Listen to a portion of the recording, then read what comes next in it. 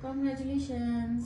Thank you, ma'am. That's the light that's also I feel very thankful towards you. अनि किनभने चाहिँ मेरो चाहिँ यति धेरै प्रोसेसले गर्दाखेरि टाउको दुखिरहेको थियो अनि तपाईँहरूसँग आइसकेपछि चाहिँ म त काम पनि गरिरहेको थिएँ नि त। सो बेसिकली मेरो काममा टोटली फोकस हुँदाखेरि पनि सबै काम तपाईँहरूले ह्यान्डल गरिदिनु भयो अनि भिजा पनि छिटो आयो। सो भनेकै जस्तो कोर्स पनि पढ्न पाएँ।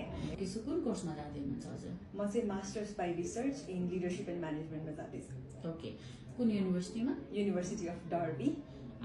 हजुरको कति टाइम जति लाग्यो? स्टार्ट गरिसकेपछि त मेरो 1 week पनि नभइकन आइसकेको थियो कास। अनि कासको इन्टरभ्यू पनि तपाईँहरूले नै प्रिपेयर गराइदिनु भएको थियो। 2-3वटा मक टेस्टहरू दिएँ। त्यसपछि त्यो पनि आई गेस 2 days भित्र अप्रुभ भइसकेको थियो। अनि त्यसपछि चार भिजा ब्याङ्कको कामहरू सबै गर्दाखेरि 1 month जति पनि लागेन अनि 1 day मा भिजा आयो। भनेपछि छिटो आयो भिजा? हजुर एकदम। हामीसँगको हजुरको एक्सपिरियन्स कस्तो रह्यो? एक्सपिरियन्स वाज एकदमै नाइस। मैले कहिले पनि त्यो अप्ठ्यारो फिलै गरेन कि, किनभने तपाईँहरू एकदम धेरै कनेक्टेड हुनुहुन्थ्यो अनि कम्युनिकेसन ग्याप कहिले पनि भएन।